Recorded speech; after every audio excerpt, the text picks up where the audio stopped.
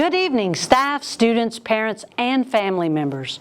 Welcome to our 4th annual Cypress Ridge High School Advanced Academics Night. I am Stephanie Michelle, and I get to be the principal of Cypress Ridge High School. During tonight's program, we will honor those students who have earned academic distinction, hear from alumni scholars, and our students will leave here with the best tips for how to utilize advanced coursework and score a 3 or higher on an AP exam. We are honored to acknowledge our students who have achieved national academic distinction, and we are excited to congratulate them tonight. Not only have these students achieved academic success at the national level, they are also creating a community of learners. It has been said, we cannot seek achievement for ourselves and forget about progress and prosperity for our community. Our ambitions must be broad enough to include the aspirations and needs of others, for their sakes and for our own. And these words were spoken by Cesar Chavez. Cypress Ridge is a community of learners that help each other grow. I would like to share with you some of the accomplishments our high school students have achieved.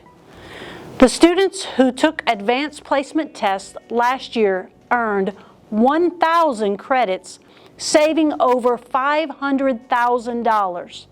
Since we opened our doors at Cypress Ridge High School, our students have earned over 9,000 college credits through advanced placement and have saved approximately $4.3 million.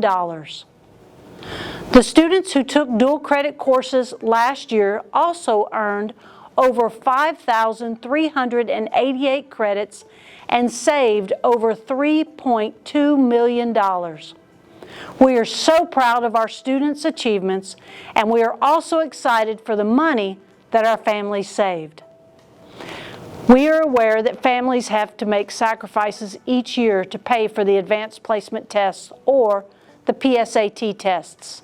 However, each year Cypress Ridge High School offers those tests at a discounted price to enable each student an opportunity to achieve. Cypress Ridge High School has spent over $104,000 by providing scholarships to students for the fee of taking the AP exam.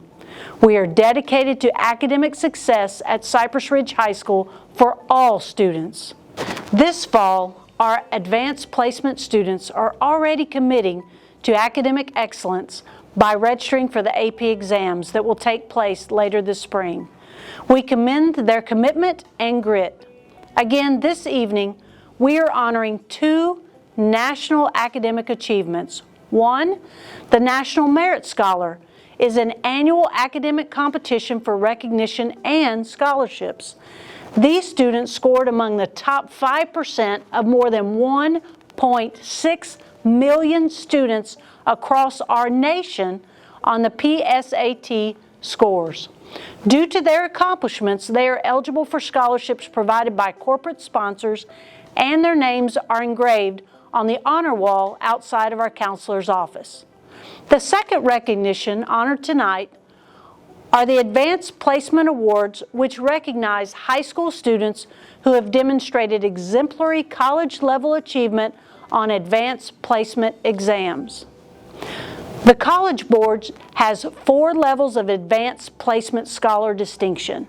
The Advanced Placement Scholar Award is granted to students who receive scores of 3 or higher on 3 or more AP exams. The Advanced Placement Scholar with Honor Award is granted to students who receive an average score of at least 3.25 on all AP exams taken and scores of 3 or higher on 4 or more of those exams. The Advanced Placement Scholars with Distinction Award is granted to students who receive an average score of at least 3.5 on all AP exams taken and scores of 3 or higher on 5 or more of these exams. The National AP Scholar Award is granted to students in the United States who receive an average score of at least 4 on all AP exams taken and scores of 4 or higher on 8 or more of those exams. As our advanced programs continue to grow, so grows our ability to celebrate our student accomplishments. This year, we will also honor those students who have earned greater than 30 college credit hours through our dual credit program offered in partnership with Lone Star College.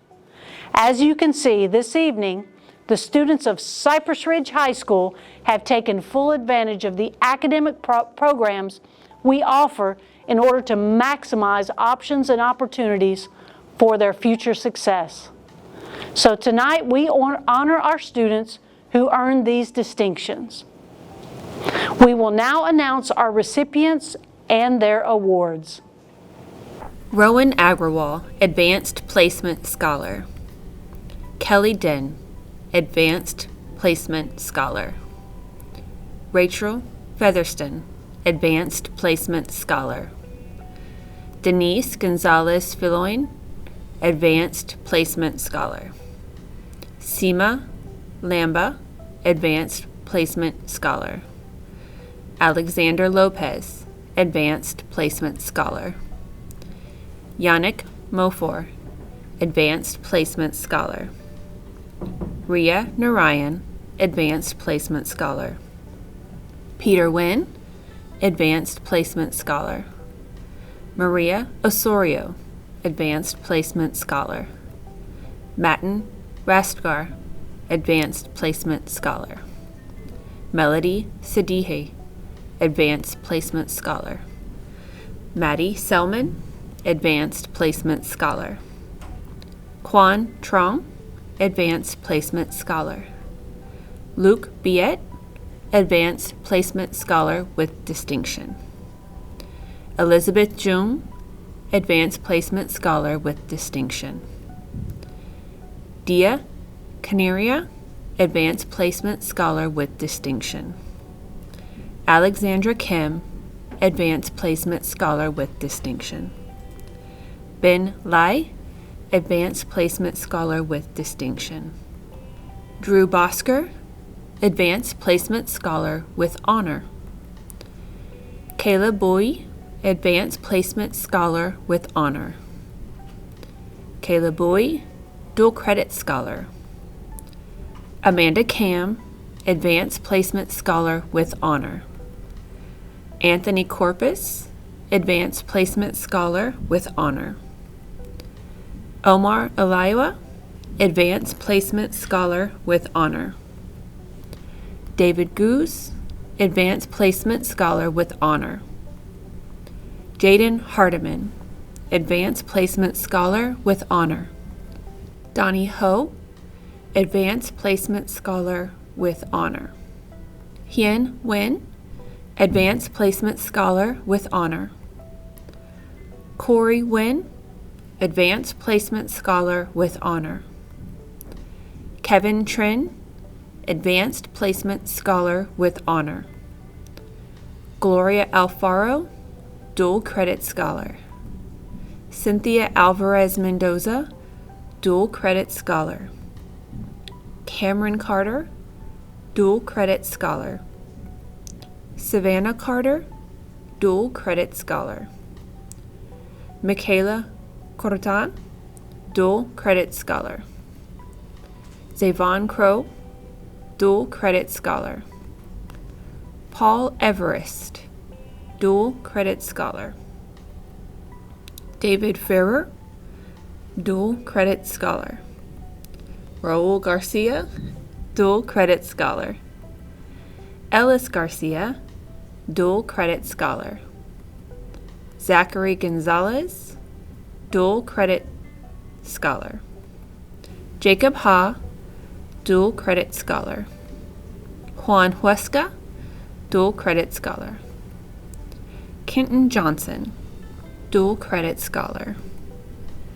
Haley Kaler, Dual Credit Scholar. Kalani Lysa Truglai, Dual Credit Scholar. Richard Lee, Dual Credit Scholar. Olga Miranda, Dual Credit Scholar. Tina Moreno, Dual Credit Scholar. Matthew Wynn, Dual Credit Scholar. An Wynn, Dual Credit Scholar. Brandon Wynn, Dual Credit Scholar. Natalie Wynn, Dual Credit Scholar. Kira Oladije, Dual Credit Scholar. Isabella Orozco, Dual Credit Scholar. Daniel Peng, Dual Credit Scholar. Kevin Pham, Dual Credit Scholar. Philip Fan, Dual Credit Scholar. Christian Pineda, Dual Credit Scholar. Daisy Rocha, Dual Credit Scholar. Daniela Rodriguez, Dual Credit Scholar. Leslie Salazar, Dual Credit Scholar. Audrey Santillo, Dual Credit Scholar. Myra Siqueiros, Dual Credit Scholar. Ryan Songvale, Dual Credit Scholar. Noah Tien, Dual Credit Scholar. Kang Tran, Dual Credit Scholar. Emily Trin, Dual Credit Scholar. Rex Worley, Dual Credit Scholar. Zihan Zhu, Dual Credit Scholar. Commended National Merit Scholar, Kayla Bowie. Commended National Merit Scholar, Elizabeth Jung. Commended National Merit Scholar, Alexandra Kim. Commended National Merit Scholar, Christina Pham. Thank you all for helping us recognize our national scholars. At this time, I would like to acknowledge our advanced placement and dual credit teachers who are dedicated to the success of the whole student. We appreciate all the work and time you have put into helping our students achieve. Lastly, our parents who have supported your child, whether it was feeding them, making sure they were up on time, or encouraging them. Thank you for your dedication to provide this experience and the support to help your child be successful. At this time, I'm going to ask Ms. Abby Bryan, our College and Career Specialist, to introduce our panelists and explain how the Graduate Scholars Panel works. Good evening and welcome to our 2021 panel of graduate scholars. We polled Cypress Ridge advanced students and consolidated responses into our panel discussions. Our graduates are currently attending colleges all over the country, so this evening's panel will look a little different than usual. Let's get started. Before we get started, I'd like to take a moment to introduce each of our panelists. I'll tell you a little bit about their time at Cy Ridge and then what they're up to now. Christie Wynn is our first participant. Christie was the class of 2019 salutatorian and received the AP Scholar with Distinction Award. She was the president of the National Honor Society, vice president and treasurer for the Cy Ridge Orchestra, and serves as the treasurer for Interact, as well as the president and founder of both the Cy Ridge Model UN and Tri-M Music Honor Society. She was also a member of the Science Olympiad, Math National Honor Society, and Science National Honor Society. During her high school career, she took 8 AP classes and 5 dual credit classes total and passed all of 11 AP tests. She was offered almost $500,000 in scholarships. Now, Christie is a candidate for BA in Sociology and Social Policy Analysis and a certificate from the Center of Civic Leadership at Rice University. Planning to pursue graduate school in sociology and policy for resource access in API communities, particularly in mental health. Christie hopes to have a career in public services, specifically within the nonprofit, public policy, and community research sectors. Christie is currently the co-executive director of an up-and-coming nonprofit, the Understanding Initiative, a 2-time Rich Family Endowment recipient, the external vice president of Jones Residential College, the chair of the Asian Pacific American Student Alliance at Rice, and coordinating the Houston Policy Challenge she won in the year prior.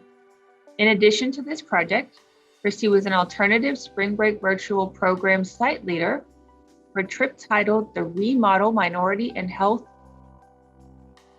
Mentality with Celine, a consultant for the West Houston Association. I was a founding program developer at the nonprofit Momentum Education. In 2019, Christie was honored at Vietnamese American Youth Excellence Recognition and continues to be involved in the Vietnamese Culture and Science Association. In her free time, she is on the COVID Youth Advisory Board for BPSOS, a youth leader in her local Vietnamese Eucharic Youth Movement chapter, a volunteer with Mental Health America, and has volunteered with the Texas AAPI Redistricting Coalition, Chinese Community Center, Hope Clinic, Greater Houston Health Coalitions, AAA's Initiative, and OCA Greater Houston. Thank you for being here, Christie. Of course. All right, let's begin. Christie, can you tell us what exactly AP and dual credit do for you in college? So I go to Rice University, which I feel like is a little different from the different choices of schools that a lot of students have.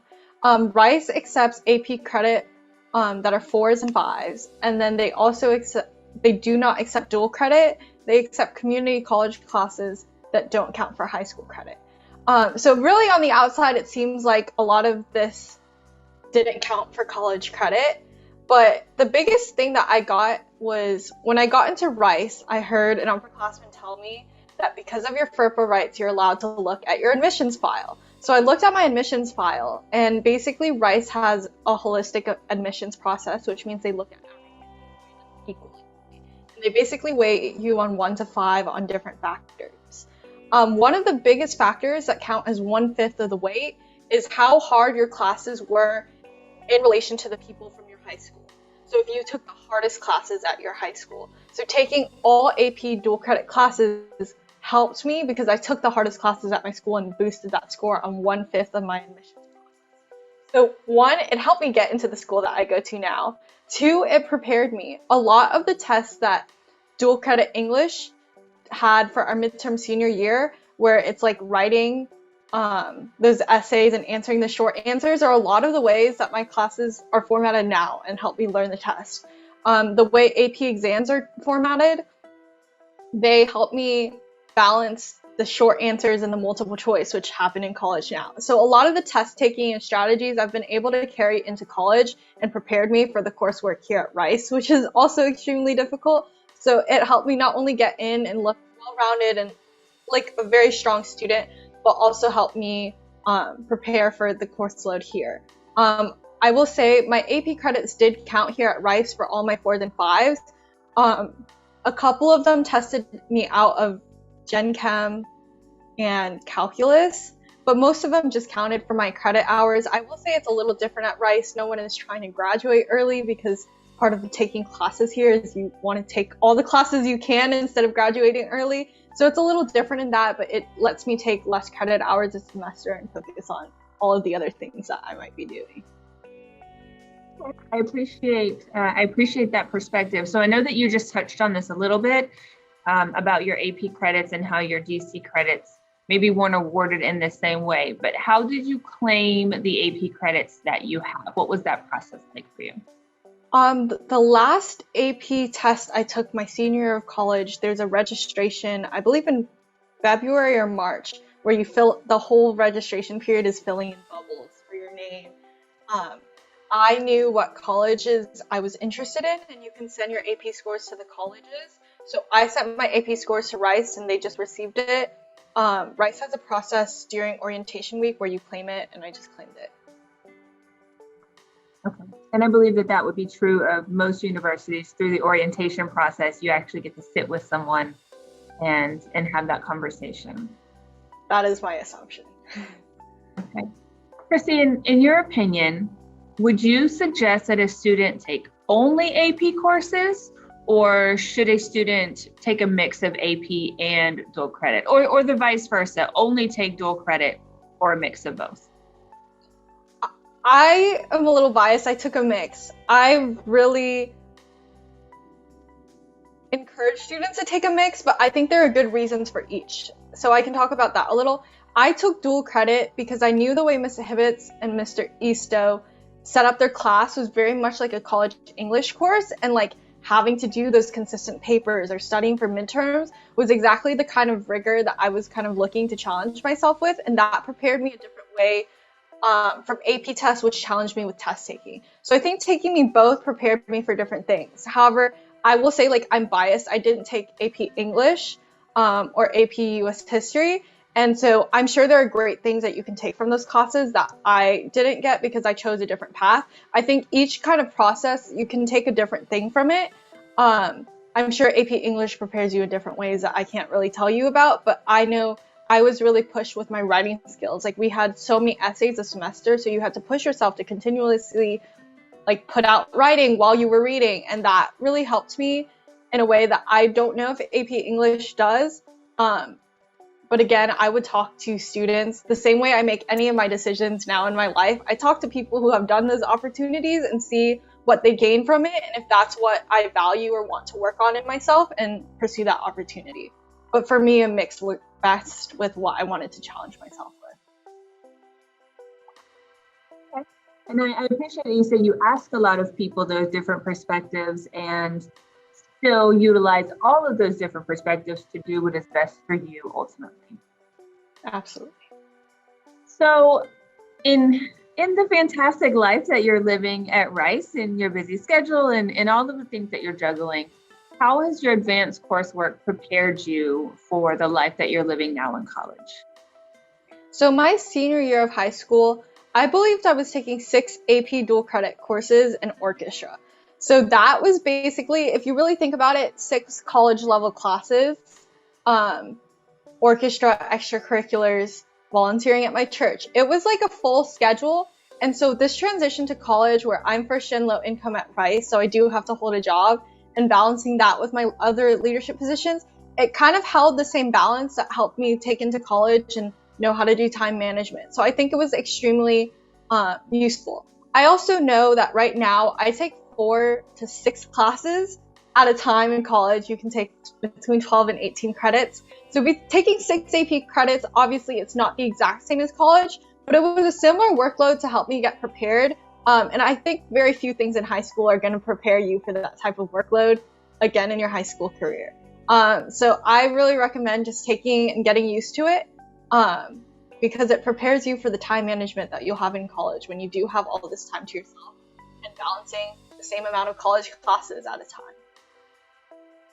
I hear you saying the word balance a lot. I know that it's not always easy. It looks like you're doing it well. Yes, Google Calendar controls my life. I really recommend it.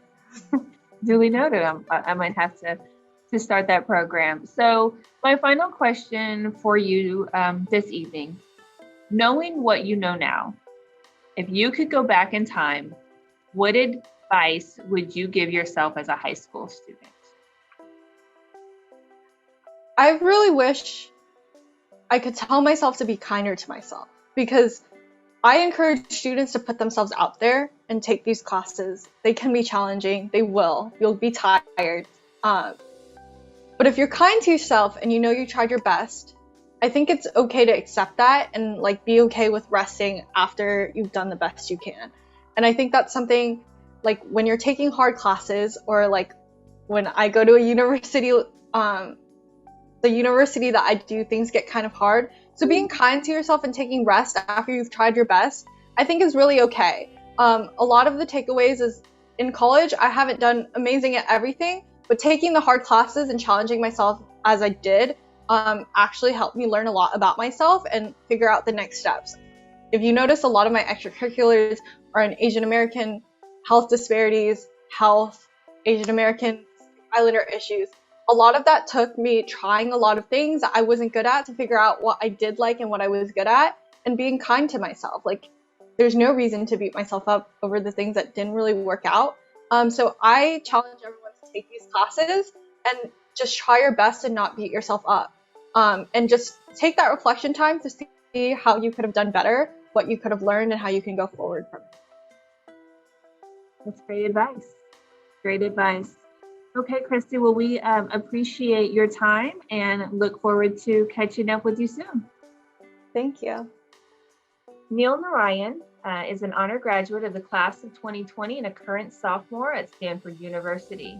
He was the vice president of the senior class and was a commencement speaker at graduation. He's a National Merit Scholar and a National AP Scholar, was also on the debate team.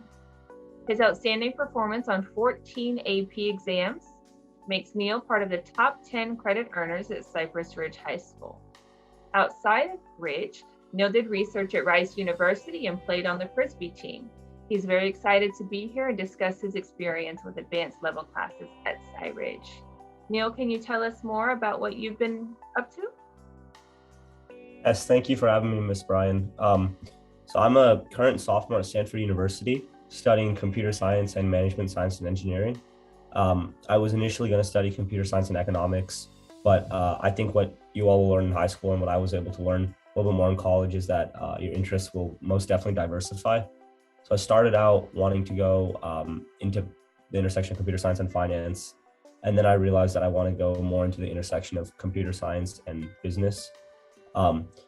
There's a lot of mobility within a bunch of different schools, especially at Cypress Ridge, for you to understand what your interests want to be. And I was able to discover that at Stanford. Here at Stanford, I also play on a Frisbee team. I'm involved with the Scholars of Finance organization, which is a club on campus that aims to promote the ethical aspect of finance rather than just the typical cutthroat Wall Street perception that we normally see. This is actually my second quarter on campus. I was on campus in summer. We're on a quarter system at Stanford, so I was on campus for the summer quarter doing research, and this is my first academic quarter on campus. Our entire year was virtual. Our entire freshman year was virtual, so I spent it from Houston, Texas. Had a good time, but it's great to be here on campus, and I hope that we can answer some questions for you all today. Great, I appreciate it. Sounds like you're staying busy as usual, and you'll have had quite an interesting experience. I appreciate you being willing to be here tonight and share it. Absolutely. So, thank you. Alvin is a sophomore at the University of Texas at Austin, studying computer science and business. At Cypress Ridge, he was an active participant in many clubs and the president of Interact, Science Olympiad, FBLA, and Model UN, and won numerous state and national accolades in FBLA. Alvin also performed research in a variety of science labs, including brain-controlled prosthetics and facial recognition algorithms, and participated in many science competitions, including the Toshiba Extravision Challenge, for which he was a national qualifier. Alvin was also a National AP Scholar and a National Merit Commended Scholar. Alvin actually made Cypress Ridge history by scoring the highest on the largest number of AP exams since our school opened. So Pavan sits in our number one spot with 15 AP exams. Pavan, what are you up to now? Yeah, absolutely. Thanks so much for having us, Ms. Bryan. Right now, I'm a sophomore at UT, finally on campus after a really long time. Having a great time learning more about computer science and business and diving deeply into it from like a variety of clubs and variety of startup/internship experiences that I've had, and having a great time being here in Austin with everybody in person. Great, we appreciate you being here. So let's get started on the questions that our AP scholars and dual credit scholars presented for you. So we're going to start with you, Neil. Do you feel that advanced coursework influenced your acceptance into college, and if so, how? I would say so. So before I answer this question, I think it's important to note in the admissions process, admissions officers, there seems like their favorite word is like holistic. They look at a bunch of different things, which is very true. But I would argue that taking advanced coursework within your high school experience shows a lot about who you are. The interesting thing about taking these advanced courses is you get to develop specialization in certain fields. So if you're taking advanced placement courses in math, for example, or science, you're really delving deep into that area.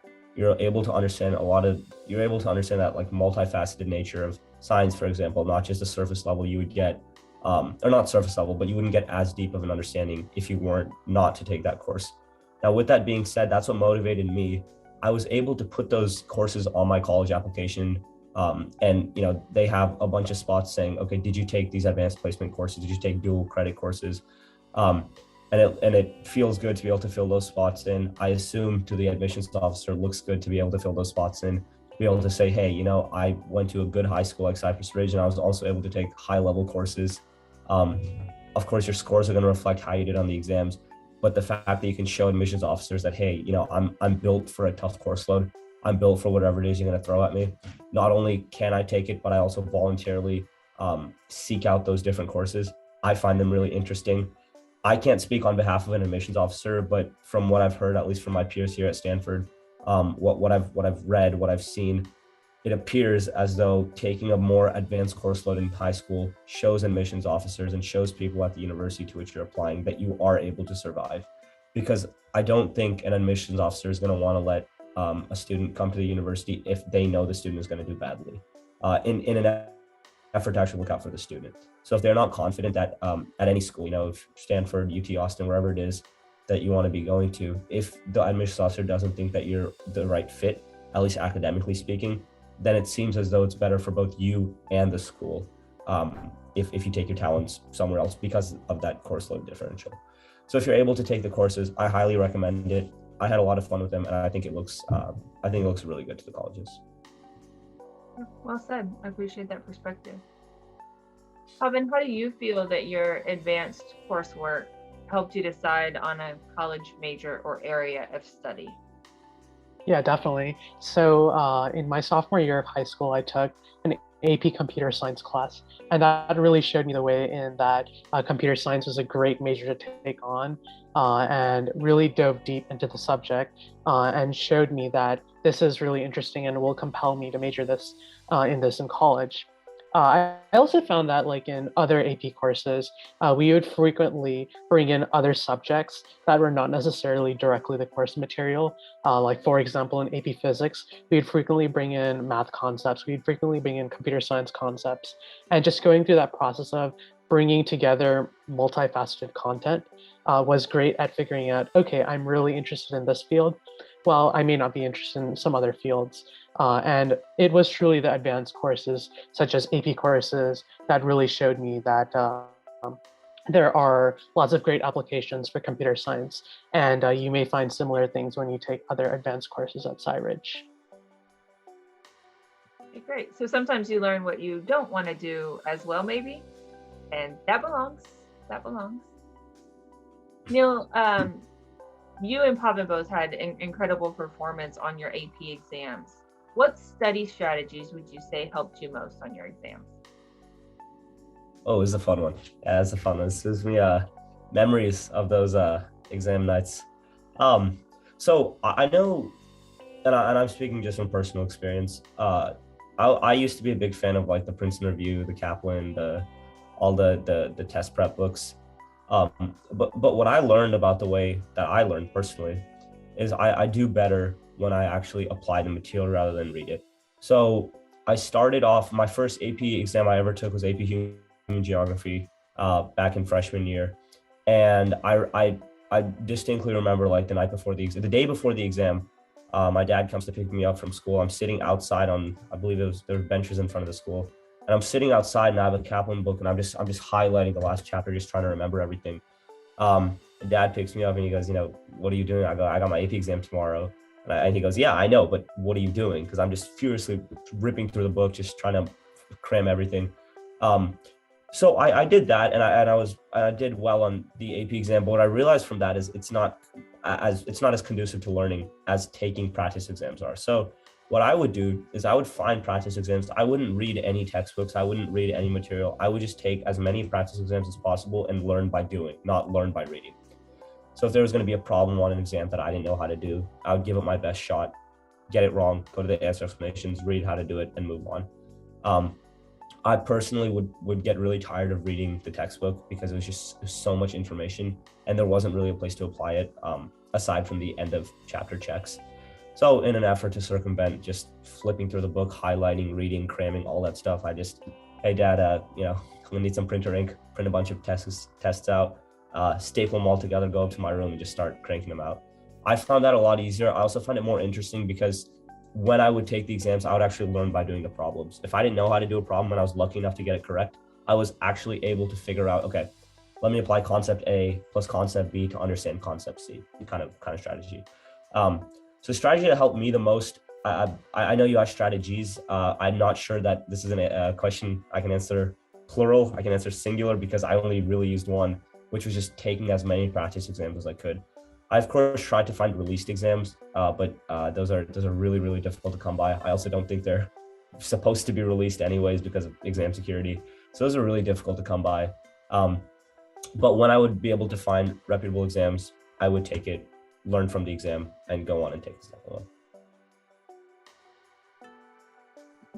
Thank you. I appreciate that you made the comment about learning how you learn and that you were able to recognize that in yourself and adjust and make sure that you were doing something that was working for you.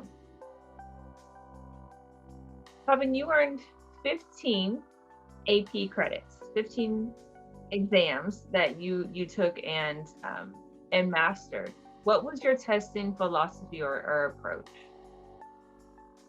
So I definitely agree with Neil a lot. Like practice exams were a really great way at solidifying the material and validating that what you're learning is helping you ultimately get credit for the exams that you're going to take for these AP classes. But one thing that I found interesting was that after I would take unit tests or other classroom tests, let's say for biology, watching those crash course review videos on YouTube right before and after the unit test was very helpful in kind of summarizing all that content in one place, and then rewatching all those videos during the review session about a month before the AP test to kind of pick up from back then when you were taking the in-classroom benchmark test and helping solidifying your learning process. I also felt that going online to communities such as Reddit or Discord, there's a large amount of content out there that people have already compiled for you in a great way to get more in-depth knowledge into the subjects that you're studying for. So seeking out internet-based resources is always a great way to prep for an AP exam.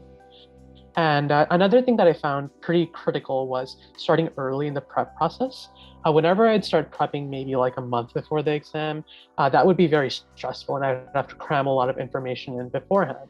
But had I just started maybe 2 months before the exam, that would be a lot less stressful and allow me to, take in the information at a much more normalized pace and ultimately score better as well because I was able to spread out the curriculum over larger periods of time versus just cramming in all the curriculum in one go. Okay, I appreciate you updating the internet version of preparing for an exam. I do want to ask a clarifying question, if I might. So you said on YouTube, what specific resource, I know you said it, I'm going to ask you to repeat, what specific resource were you searching for on YouTube? And then also when you were looking at things like Reddit and Discord, how did you discern the plethora of information? There's so much out there. How did you dig through that and find what would work for you? Sure. Yeah, so on YouTube, I was a particular fan of the Crash Course series.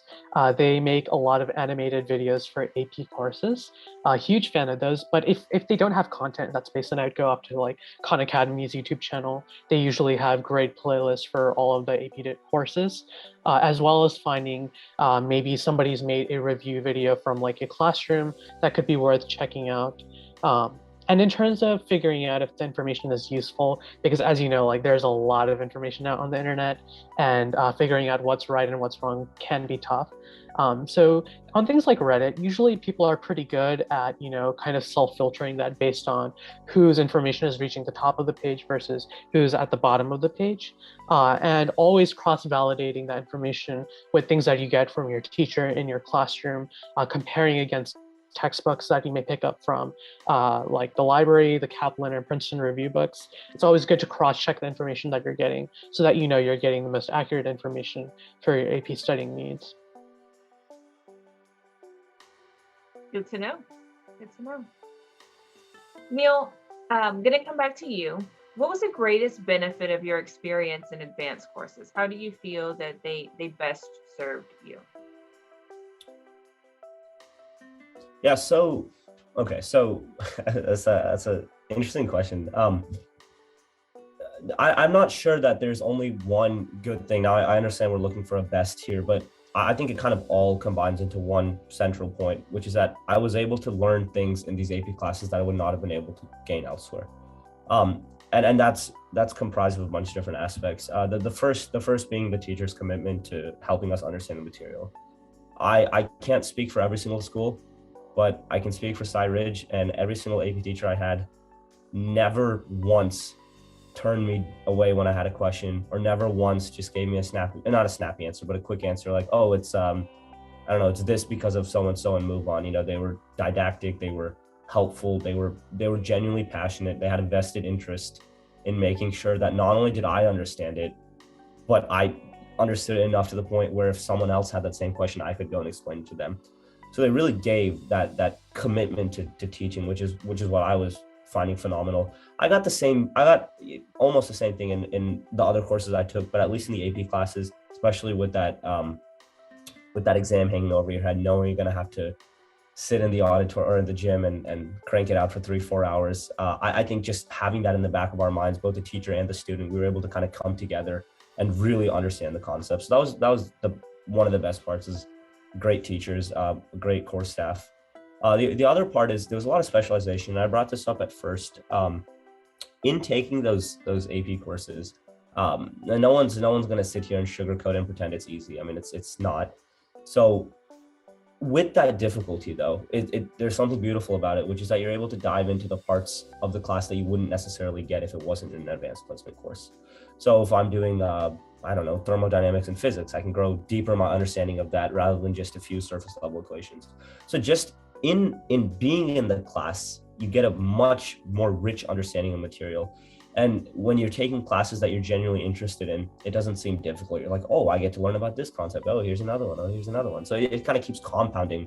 And what you come to realize is that as much content as there is, it's all fascinating. There might be certain topics where you're like, oh, okay, this is just a prereq. Let me just knock it out and move on. But even that, right? There's a light at the end of the tunnel. You get to use that basic concept and apply it to something greater.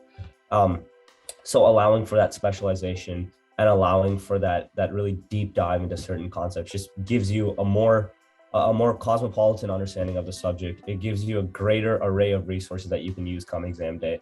And frankly, this is what I found the most out of it, is it shows you, and Pavin touched on this really well, it shows you what you're interested in and shows you what you're not interested in. Because you're specializing so much, learning so much about one subject, it's binary. It goes one of two ways: either you love it or you hate it. And being able to figure that out is important, because I think just as important as it is to figure out what you like, it's equally as important to figure out what you don't like. So in an effort to answer the question, what was the best part? I mean, I just think working with my teachers, being able to talk to them, not having to worry about, oh, they're going to be bothered because I'm asking this question.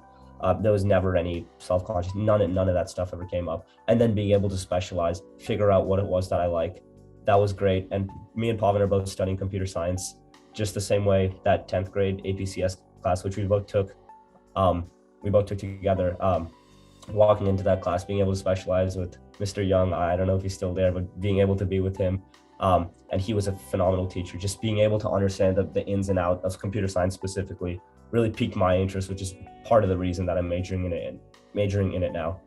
So it'll develop your interest, it'll pique your interest, it'll show you what you want to do, what you don't want to do, and you're going to develop these phenomenal relationships with teachers that maybe you won't be able to get elsewhere. Great answer. I know the question was a little bit narrow there. I appreciate that you expanded it. Pavin, this one is a little bit about all of the things that you guys juggle. I mean, you do so much. So many students at Cy Ridge are really stretching and pushing themselves inside and outside of the classroom. So my question for you is, how did you handle the workload of all of the advanced courses and manage the other responsibilities and commitments that you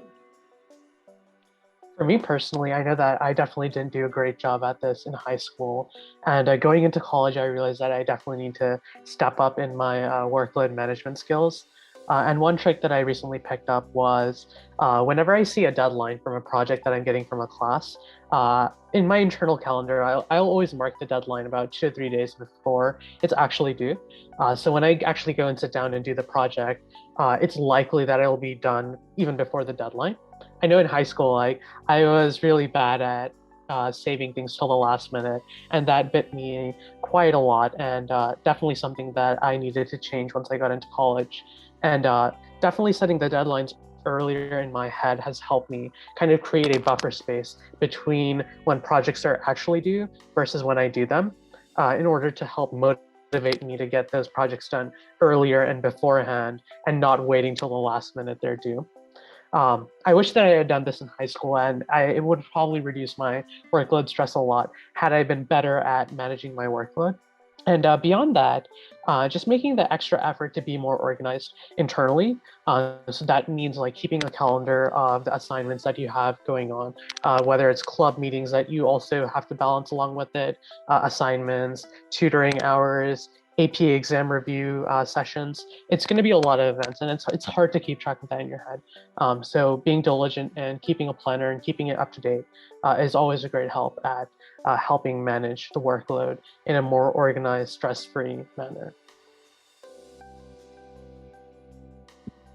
That's great advice.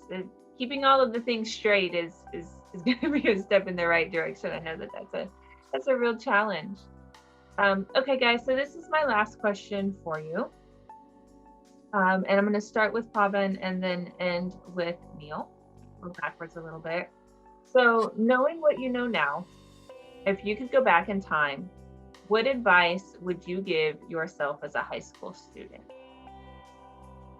I would definitely implore myself to stress out a little bit less than I did in high school. I frequently found myself being super stressed out about, assignments, grades, AP exams, coursework, clubs, and a bunch of other things that, we're used to seeing in high school. But in reality, it's not as apparent as you might think that, oh, if this one thing goes wrong, then everything else falls down. That's not really the case. There's always hundreds of different paths to success, even if one of them stops or something has gone wrong in it. There's way more different ways to get exactly where you want to go without going through that exact same process. And even though you all can always try your best, there's always going to be things that you can control. So even in defeat, know that there's always going to be opportunity around the corner. So stress out a little bit less and be more focused on having fun and being more in the moment in high school. That's great advice. The balance that we can create for ourselves. Neil, what are your thoughts? What would you tell yourself as a high school student? Well, I would first second what Pavan said. We grew up really closely. We had a lot of similar classes. We saw the way, we had a very interesting dynamic between the two of us, and I would see the way he would be before exams. He would say the way I would be, and we had pretty similar experiences. And I would highly stress what he just said. He makes a very good point. Don't beat yourself up over not even just classes or exams or clubs. Just don't beat yourself up over the process. Look more at the result. Look more at what you're willing to accomplish. Look more at what you can accomplish. The point he made about it's not just one building block falls down and everything topples. There's that one block falls down, you put it back up and you move on. And I think that at least in high school, what we would think is like, oh, you mess up one test or you miss one day of school or whatever the circumstances, then it just leads to to this chain effect where like, oh, one thing goes wrong and inevitably something has to go wrong, and there's no linkage between the two. Something goes wrong, something can go right the next second. So understanding that there is that possibility for good to happen even after bad happens is arguably one of the most important things. So Pavan brought up a really good point. What I would say, the thing that I would give myself as advice is delayed gratification is really, really, really important. I know that there would be times in high school where, I did not want to study. I did not want to do my work. I did not want to work on my project. I was a big procrastinator. And I'm not going to sit here and lie. I still procrastinate a lot, but I've gotten better. But in high school, I would procrastinate a lot, and there would just be times when I did not want to work. But the philosophy of delayed gratification basically says that I'm going to delay my gratification right now. I'm not going to do what I want right now. I'm going to get it done later. You have your classic examples of like, you give a kid $1 and say, if you don't take this $1 right now, I'll give you $2 in another hour. You take the $2. So just understanding the fact that, you can get better things later rather than trying to get everything good now. It's kind of nice actually knowing that exists. The way that translates to high school is those understanding that, hey, I'm taking these difficult classes, I'm managing all these different commitments. Pavan actually, I would argue, probably had it a little worse than me because he was more involved than I was in clubs and other organizations. But the point still stands, which is that, we're taking all these difficult classes, we're managing all these extracurricular commitments. Yeah, it's going to be tough sometimes. Yeah, you're going to feel really stressed, but guess what? Look at what it's going to materialize. Where are you going to be within the next 4 years, right? Now, this is also not to say that if you don't push yourself and stress yourself out, you're not going to be successful, but realize that when you are putting in all this extra time commitment in the front, it's going to really pay off in the back. You're really going to reap those benefits. Yeah, it'll be a little bit later, but that's the way this works, right? That's the way this game works. You got to put in the time now, reap the benefits later. So understanding that delayed gratification exists, and understanding that delayed gratification is ultimately going to be beneficial is going to solve a lot of your problems. If you're going to have those days, which I have, if you're going to have those days where you just don't want to do anything, just realize that, hey, it's okay. You don't have to do it today, but go at it again tomorrow and realize that 2-3 years down the road, that's going to pay off. It's going to pay off big. It's going to pay off a lot more than it would if you just put it off and never get it done. And again, that ties into basically what Pavan said, which is that understand the big picture. Don't look at every single assignment as a check or an X, right? It's not, nobody's keeping a ledger of everything that you do, making sure that you check off everything from your to-do list. You're going to miss a few days. I missed way too many days to count, but there are going to be times where you just don't want to do it. Fine, pick up, go at it again the next day. Because in taking these AP courses, what you'll find is that they do become exhausting at some points. They do become really stressful. But with that stress, with that tough course load, with that amount of duress that you put on yourself, you're going to see great benefits within the coming years. And it's going to make you a better person. You're going to learn a lot about yourself. I learned a lot about my work ethic. I learned about how I study best. I learned about how I can manage my time the best. And again, as Pavan said, time management, it's huge, probably one of the best skills you can have. And I can guarantee you that taking classes, especially at Ridge, you're going to learn a lot about time management. You're going to learn a lot about managing all your commitments, because there's so much to do in that school and there's so many enticing options. So being able to split up your plate between AP classes, between sports, between clubs, between organizations, being able to do all that, it's going to be a lot of fun. It's going to be a lot of interesting things happening. Just stay focused on the fact that, hey, I know it's difficult now, but it's going to get a lot easier in the coming years. Y'all have really provided such insight into what your experiences were and how they have helped you to be where you are. We're super proud of where you are now, and thankful for your time. Thank you, Ms. Bryan. Alyssa Dixon graduated summa cum laude in the class of 2021.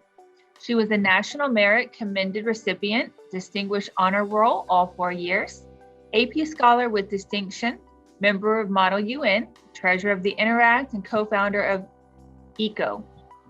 She was a Presidential Volunteer Service Award Bronze Level recipient. She was an AP Scholar with Distinction Award recipient and also a part of our Cypress Ridge Top 10 with 14 AP credits earned. Alyssa, what are you up to now? So right now I am a freshman at the University of Texas at Austin. I'm majoring in mechanical engineering, and I'm part of a research program that's doing work with acoustic barrier resonance. That's awesome. Sounds like you're staying busy, just like you were at Ridge.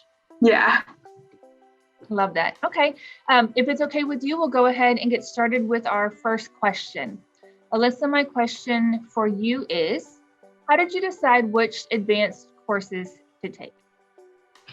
So going into high school, I had already like kind of had an idea of which colleges I wanted to apply to and which colleges I wanted to go to. So I looked at like, what their core curriculum requirements were, and College Board has a really nice thing where you can look at how each school accepts AP credits.